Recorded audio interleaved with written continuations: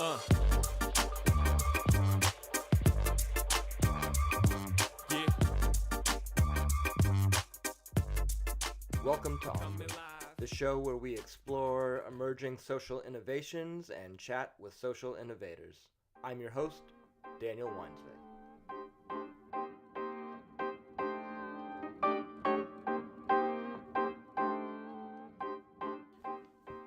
Hurricane Katrina, Maria, Debbie, Ernesto, floods in Queensland, Houston, Wisconsin, Brazil, fires in San Diego, South Africa, tsunamis in Indonesia and Japan, volcanic eruptions in Guatemala, Krakatoa, and Hawaii. The list of natural disasters and their impacts are growing by the year. Whether you comply with or deny climate change, there is no one who thinks that the natural disasters citizens around the globe are facing are not a real threat. So, after each disaster, we humans do what we do. We band together and rebuild. And as Naomi Klein outlined in her book, Shock Doctrine, many times these natural disasters actually set the stage for opportunists to come in and exploit the demolished communities by buying land for pennies on the dollar and turning the tsunami-ravaged coastlines into resorts, which thus shifts the traditional economy to one that relies on tourism, which reduces the community's ability to be self-sufficient.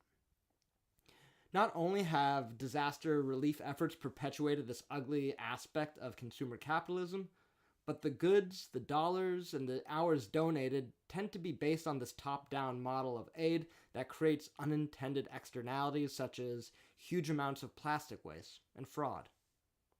Luckily, there are many social innovators dedicated to changing the disaster relief paradigm to one that uses these opportunities presented in post-disaster scenarios to increase community resilience, not corporate subservience. In this episode, we talked to Will Heegaard, the founder and director of the Footprint Project. They're a social venture dedicated to helping disaster-ravaged communities leapfrog existing energy infrastructure by leveraging recent developments in green technologies.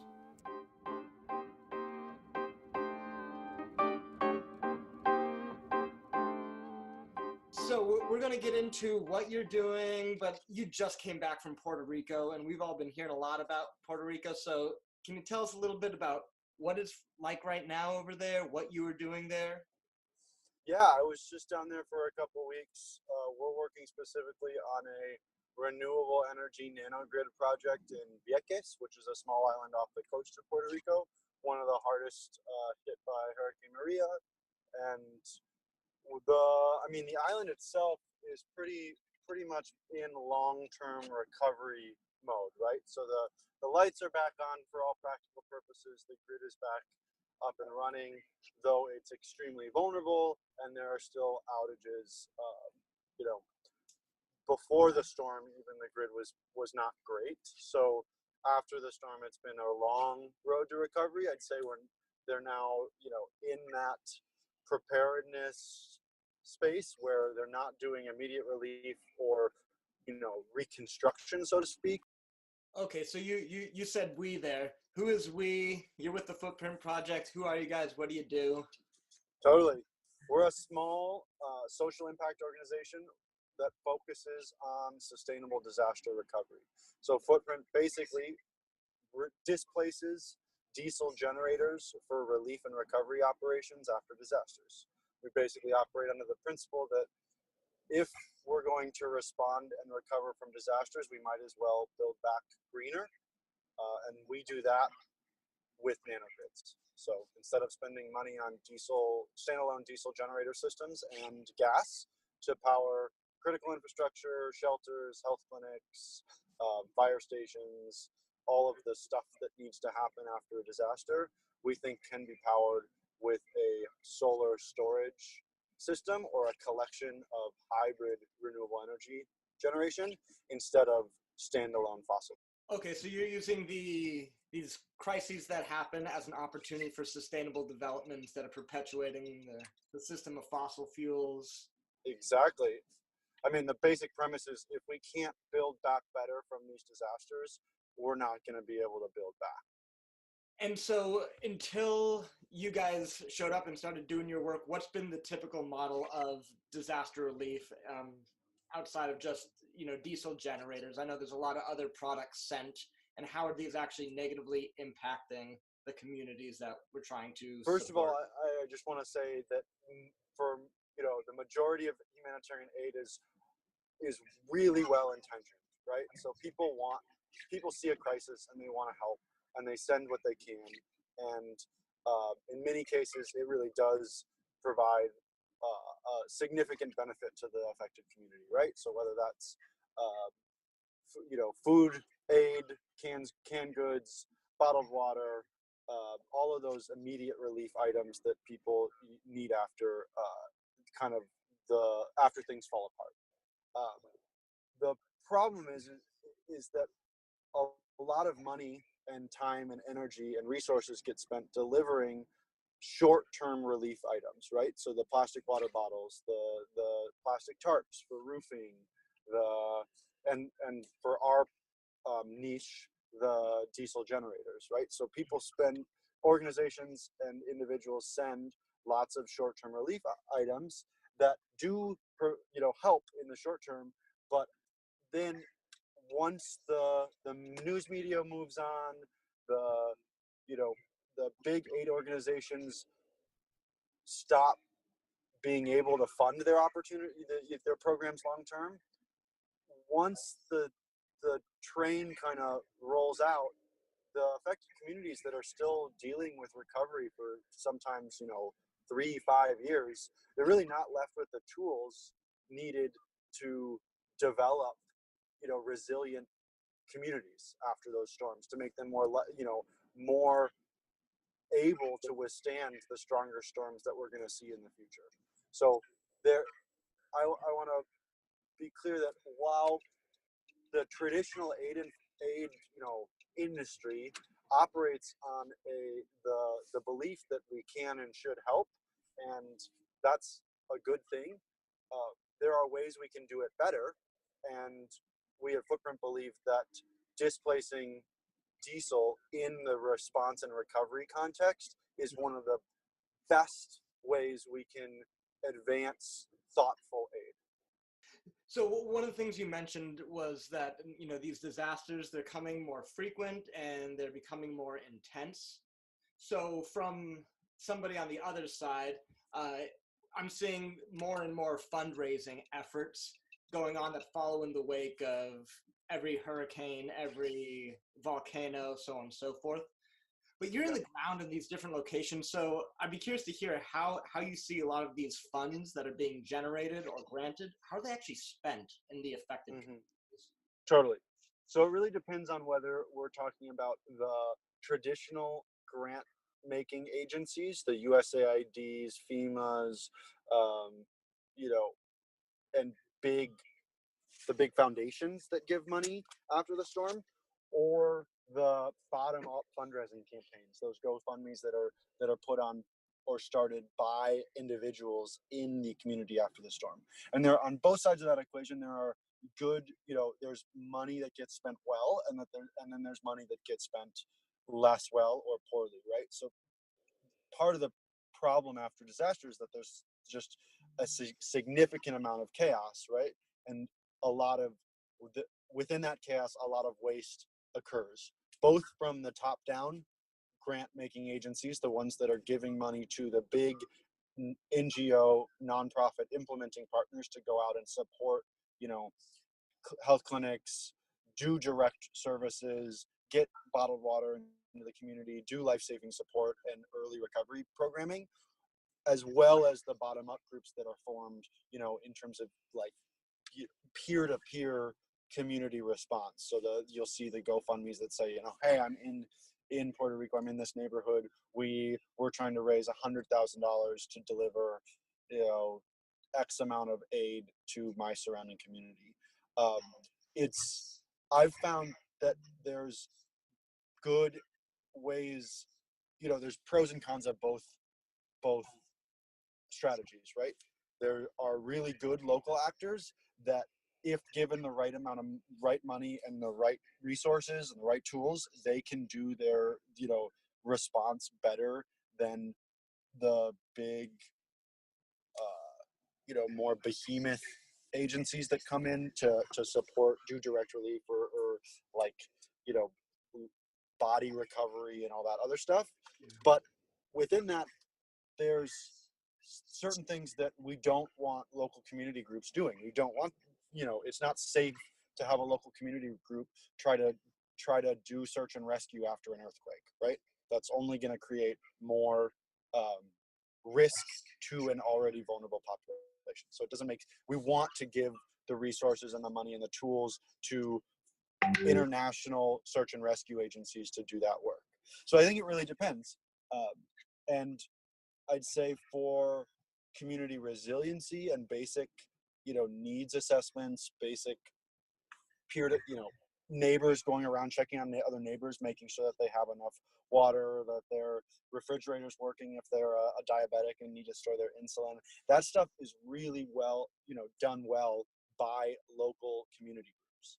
The more technical response, search and rescue, helicopter or air support, that type of stuff needs to happen in coordination with the humanitarian community that has a lot of experience doing direct relief after a storm. I mean, that's part of it's kind of this civil military relationship, right? Some of this stuff needs to be done by bodies that are really highly trained, and other pieces of the response need to be done by groups that know the local communities. And if you could connect those two pieces, the really highly trained international groups with the locally well-known community groups, that's where the magic happens. So you've got this awesome perspective because you've been an on-the-ground responder. You're coordinating this the Footprint Project efforts, and you're jumping into all these different disaster zones, regardless of if it's a hurricane or a fire, a tsunami, and you're also dealing in different cultural contexts. So I'd like to hear about, what do you see that hinders communities' abilities to respond in the wake of a disaster, and what supports a community's ability to healthfully respond to a natural disaster? The biggest hindrance after a disaster for a local community, it depends on it, really based on the phase, right? Whether you're talking 24 hours to 2 weeks or 3 weeks after, to where, a lot of that is basic life needs, emergency services, and evacuation for the critically ill and injured, right? So that is, the sooner you can get the roads cleared and the people that are sick, ill, or injured, or unfortunately dead out of the space, the faster you can get the local people that have the time, energy, physical capacity to participate in the recovery, give them the space to do the work with their local, with their peers and their neighbors and their friends. So I think once you're past that, hey, where the trees are out of the road, the bodies are out of the street, and there's some amount of power, water, and food available for people that are still there.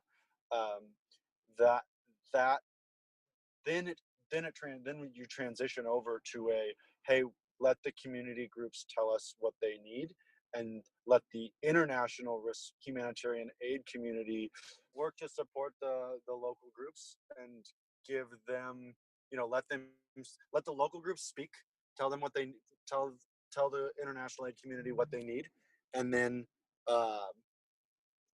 really support the local groups to give them the tools they need to participate. Is that a trend you're seeing more of a human-centered design approach to disaster response?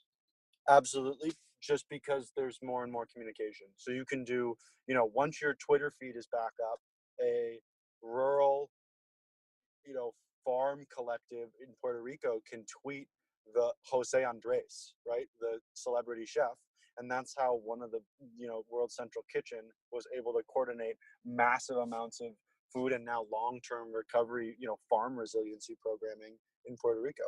It's that decentralization of the aid sector is, I think, a really, really positive thing. The only worry there is that you want to make sure that there are the pieces of the aid puzzle that are super technical are still, in the hands of people that know what the heck they're doing. So you don't want people running into a burning building who aren't firefighters. Of course, of course. So what are some of the other trends that are giving you hope when it comes to the sector that you're playing in? Yeah, well, for me personally, within just our work at the Footprint Project, I think it's really exciting to see the communities after disasters demanding for better response systems. So particularly in the energy sector, Hurricane Maria was one of the first disasters that I'm aware of where the communities themselves said, we don't want the power lines back. The way we know those power lines were vulnerable and expensive, and we were without power for some communities up to 8 months. So don't give us generators and don't give us power lines. Give us solar panels and batteries, and we'll do the rest. Which is, I think, a really, really exciting trend. And I think, particularly in Puerto Rico, there was a couple reasons why that happened. One, because the diesel supply chains were really difficult. After in Florida or Virginia or some of the other storms that we saw this fall, there was not as much of a demand for solar batteries just because the grid comes back online faster. Diesel's easier to ship in by truck, so you're not seeing those extended grid outages where people can really see the payoff of solar storage. But I think that as climate emergencies get progressively more intense and last longer and affect a broader area of particularly the U.S., we're going to see more and more citizens demanding effective and sustainable recovery plans. There's disasters all over the world. How is Footprint Project going about selecting which ones to focus on? Short answer, Yeah. capacity and money. So we go where we can find money to support our efforts, right? We raise money from grants and individual donations, and those donations come in based on where the people want us to go that are giving us money. We go.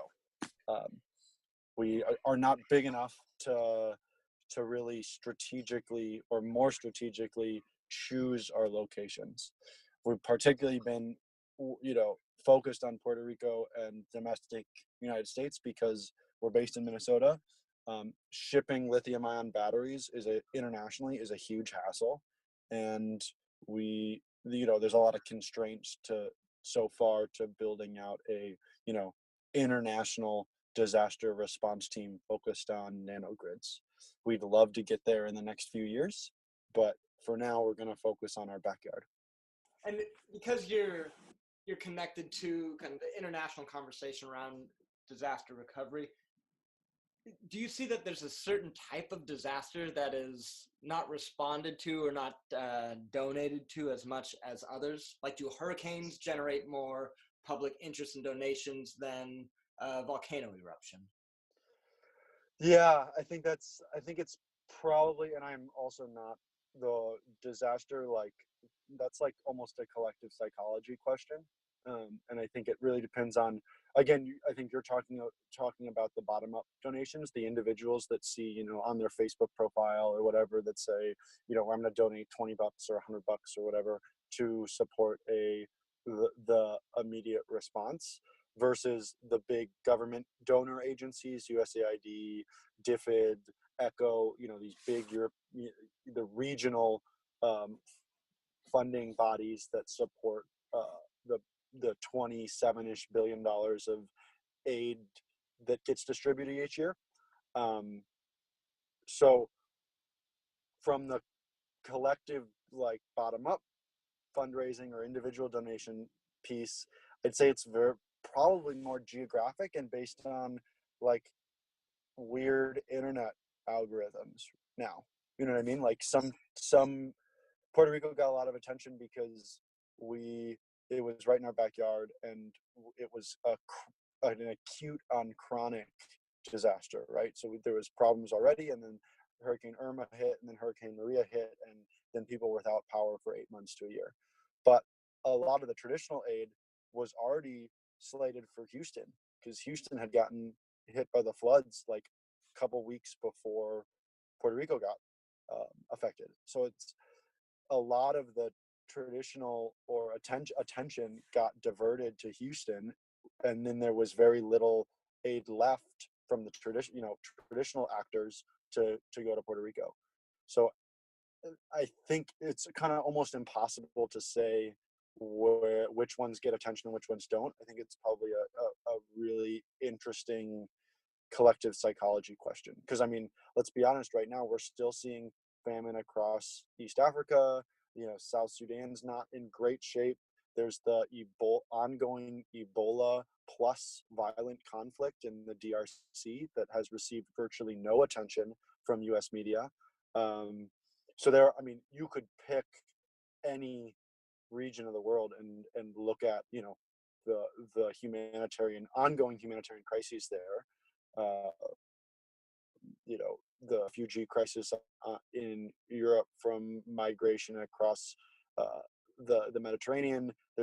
There's no shortage of crises. The question is which ones get attention and when. Why are you doing this work? What motivated you to address this problem? Yeah, I was working in 2016. I was working as a medic during the Ebola outbreak in Guinea, and we had money from the group I was working for. International Medical Corps had a grant from the CDC to do lab specimen transport mechanisms. So setting up the training and equipment and infrastructure for transferring blood samples from rural clinics to Conakry, the capital of Guinea, to be tested. And we had funding to buy diesel generators and then pay for gas over a period of a year to power refrigerators to store blood samples before sending them to the capital. I asked the CDC if we could spend more money up front to do solar storage for the refrigerators, and they said yes. And the light bulb kind of went off for me on why if we can implement sustainable solutions using in these contexts, using the right tools, we can really leave people with the technology and the infrastructure to truly develop through a disaster, which is really exciting. I also think that if we can leapfrog the grid with every disaster, we're really, it's the only way we're gonna make it. I mean, if we can't build back better, it's gonna be a rough 21st century. Every time there's a disaster, there's a group of heroes like yourself that rushes to that location and begins hands-on direct service to these communities from a logistical standpoint or a more tactical standpoint. But for those of us who don't have the stomach, the time, the whatever it takes to get there, what recommendations do you have for how we can provide support? Well, first of all, I wouldn't call us all heroes. Some of us are just adrenaline junkies, or in looking for something or running from something. So, but I would say there are a lot of good resources for how to give effectively. No one likes to hear it, but the best way, if you're to support a comprehensive disaster recovery program is cash. That's all of the research says: give cash, don't give things. There are whole think tanks developed around how to effectively deliver humanitarian aid, and from the bottom up fundraising perspective, the actors, the organizations that are working in the crisis can use cash most effectively. So if you look at like the Center for Disaster Philanthropy, there's a lot of good research around how donations of cash can really jumpstart a recovery, because it offers the organizations flexibility on addressing on the ground needs. While if you're spending your time in a disaster zone, like sorting old used t-shirts, you're wasting time and energy. That is always not, no one likes to, I feel like people like their hands-on aid. They like to go in their garage and be like, someone's going to need this thing that I once had, I just need to get it there. The reality is that if you're giving for the community who's been affected and not giving to make yourself feel good, the best way to do it is to give money to an organization you trust. So where can people learn more about you, your team, and the work you're doing? Right at our website, www.footprintproject.org. We've got a couple projects in the works right now, specifically in Puerto Rico. We're also raising money for our 2019 response plan. And we know that hurricane season, wildland firefighting season, are coming around the corner. So we are trying to build out our capacity to respond. We act very carefully with our very limited resources. We choose our projects very carefully. And if anyone would like to get involved, either by donating or their time or money, we are always looking for help. I'm sitting here in Northern California. Our fire season keeps getting longer and stronger. So I'd be interested in volunteering time for you guys. What would that look like? What would that entail? It really depends on your skills, right? So in terms of volunteering time, we need help with data collection around what organizations locally what size generators they use, how much fuel they're burning in an average response, and how much money they're spending on fuel, right? Those data points will help us design and fundraise for the appropriately sized nanogrids for a region. The other piece is, if you're a skilled electrician or a solar energy expert, we're building a roster of solar responders that can support the installation of nanogrids after crises. For us, aside from those two pieces, we need help with communications and public relations. No one likes, everyone says like social media. We always need help with social media. If that's something you or someone is interested in, that's would be really helpful. But our mission is so niche that we are careful about onboarding volunteers to donate time if we aren't sure we can appropriately put your skills to use within our mission statement. So we try to we try to be careful about bringing on volunteers if we aren't sure where they could be used. But in terms of data, anyone can go out to their local response organizations in their community and ask, hey, what's your power plant? What's your portfolio of generators and fuel usage, and what is your plan for offering sustainable power after a storm? Like what happened? What are you going to use? What's your resiliency plan? I mean, those are engaging in your local community groups is not something that needs to be done through the Footprint Project, but could be super helpful for enacting sustainable recovery after a storm or a whatever incident. I really appreciate your specific and kind of grounded response to that, because I know so many people after the wildfires we had here in Sonoma County wanted to do something. And so having some expert advice and suggestions is really helpful. I really appreciate all the time you spent today telling some of the stories, giving us insights into the work you're doing. It's fascinating. It's so needed. I think it's a part of disaster relief and community resilience that I know myself, I don't think too much about. So before we let you go, do you have any last words, suggestions, or calls to action? Yeah, well, thanks for the opportunity. It's really fun to participate here. I guess my last comment would be there are really a lot of different ways to get engaged with the work, whether it's donating time or money, or doing more research, or going to your local community, network meeting, setting up resiliency plans for your neighborhood.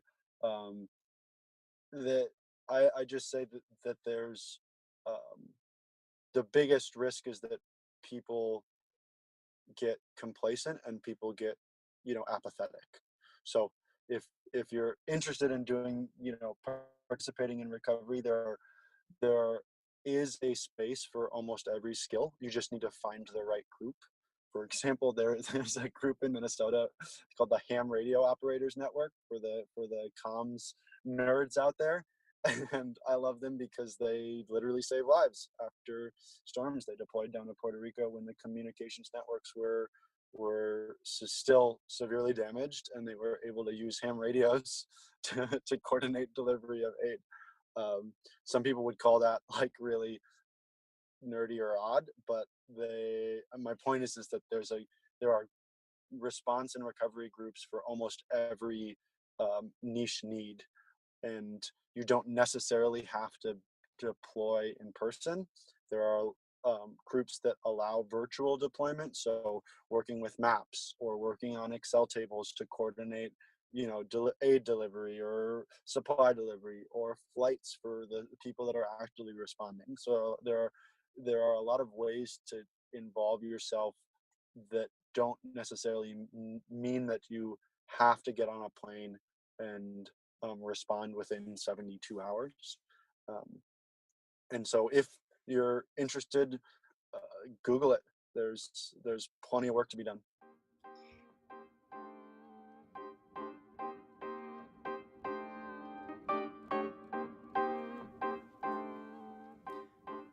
Haven't been hit by a natural disaster? Lucky you. For now. As the climate patterns we've come to expect become increasingly erratic, it's vital that we as individuals, neighborhoods, communities, and countries have the knowledge, resources, and abilities to respond and recover from Mother Nature's wrath. Like Will highlighted, a tweet can connect the haves to the have-nots. The moneyed can ensure their dollars are making a difference. The electrical wizards can ensure logistics are properly coordinated, and neighbors can act as the glue for recovery efforts. We all have a part to play in ensuring our communities are able to rebound from the horrors of natural disasters. And what I love about what the Footprint Project is doing is they are ensuring that these horrific events, they're turning them into opportunities to rebuild more sustainably and more resiliently. And if we can do this, then we can ensure our future is brighter than our past when it comes to the infrastructure of our communities. A big thanks to my buddy Jay Lately for providing the music and the sponsorship of the Onwrd podcast. Jay Lately is a hip-hop artist out of Oakland who dedicates his time to enriching the lives of youth in Oakland and around the states through his music, through his words, and through his poetry. Interested in sponsoring the podcast yourself? Get at me. dwinesveg@gmail.com. That's DWEINZVEG. And last but certainly not least, a huge thanks to all my listeners, all my followers, and all my supporters. Make sure to subscribe to Onwrd at soundcloud.com/Onwrd. Find us at the iTunes podcast store or Anchor FM. And if you would be so kind as to leave a review, a little words, a few stars go a long way.